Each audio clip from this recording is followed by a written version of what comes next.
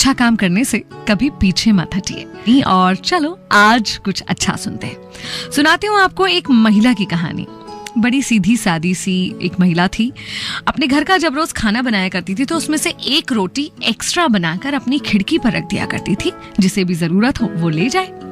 एक बाबा थे जो हर रोज आने लगे और खिड़की पर रखी हुई रोटी लेने लगे।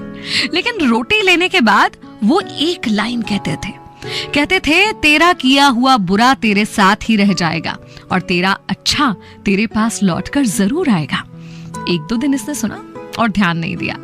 उसकी रोज की आदत थी, रोज अपने परिवार वालों के अलावा एक रोटी एक्स्ट्रा बनाती थी और उसे खिड़की पर रख देती थी। और अब जैसे रूटीन हो गया था कि वो बाबा आएंगे, रोटी को उठाएंगे और उठाकर फिर वही लाइन कहेंगे कि तेरा किया हुआ बुरा तेरे पास ही रह जाएगा और तेरा अच्छा लौट कर तेरे पास वापस जरूर आएगा। कुछ दिन उसने सुना और उसके बाद उस महिला को इरिटेशन होने लगी। बोले, अजीब है ये आदमी, मैं रोज इसके लिए रोटी बनाती हूँ अलग से, आज तक इसने मुझे धन्यवाद तो दिया नहीं, आज तक थैंक यू नहीं बोला, और ये अजीब सा पता नहीं क्या बोलकर जाता है, मैंने किसी का क्या बुरा किया है। और एक दिन इतना चिढ़ गई कि गुस्सा हो गई। बोली, मैं ना इस बूढ़े बाबा से छुटकारा पाने चाहती हूँ। और गुस्से में जहर मिली हुई रोटी उसके लिए बना दी। जहर मिली हुई रोटी बनाकर खिड़की पर रखी ही थी कि अंदर से आवाज आई कि ये मैं क्या कर रही हूँ, मैं किसी की जान ले रही हूँ। तुरंत रोटी उठा ली खिड़की पर से और एक अच्छी रोटी खिड़की पर रख दी। वो बाबा आए, उन्होंने फिर रोटी उठाई और फिर वही कहा कि तेरा किया हुआ बुरा तेरे पास ही रह जाएगा और तेरा अच्छा तेरे पास लौटकर जरूर आएगा। इसने अनसुना सा किया, इरिटेट हुई अंदर चली गई। इस औरत का एक बेटा भी था जो कई दिनों से बाहर था।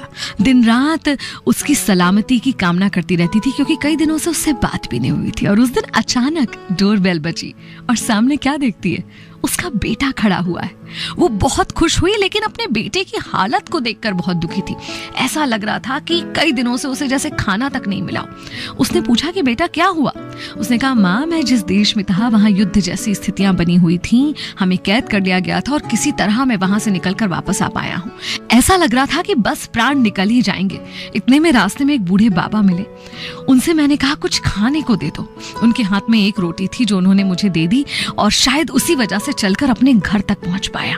और पता है माँ, उस बूढ़े बाबा ने मुझसे क्या कहा? उसने कहा कि तेरा किया बुरा तेरे पास ही रह जाएगा और तेरा अच्छा लौट कर तेरे पास वापस आएगा।